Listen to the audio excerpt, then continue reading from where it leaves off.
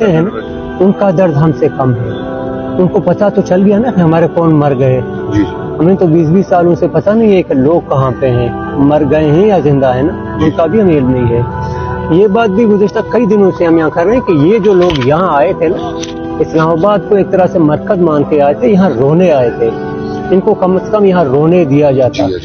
अब मैं हैरान हूँ, यहाँ 2-3 दिनों से बच्चे बात कर रहे हैं, कहता है वो जो गैस है ना हमारी बलूचिस्तान की सुई की, वो मरी तक पहुंची है।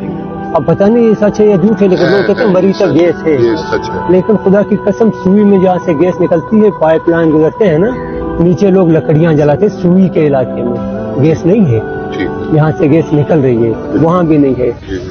कल एक साथी थे यहाँ के, वो कह रहे थे कि ये तो सारे पागल हैं, इनको बलूचिस्तान की तरक्की नजर नहीं आती है, वहाँ पे कोर्ट है, वहाँ पे क्या है।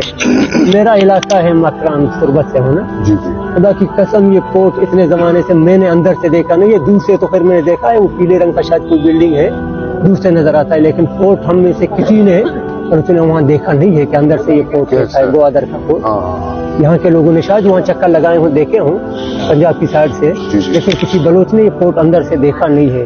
और फिर भी वो साफी अदब बेचारे वो देते हैं बयान कि जी वो बलूचिस्तान की तरक्की इनको नजर नहीं आती है। हमें ये तो नजर यहीं पे आके पता चलता है कि बलूचिस्तान की गैस सुई तक मरी तक पहुंची है ना, हमारे पास नहीं है। हमें तो तरक्की ये नजर आती है ना कि हमारे लोग यहाँ आते हैं, बेचारे के पैरों में चंपल नहीं है, लेकिन बच्चों की तस्वीरें उठाए यहाँ।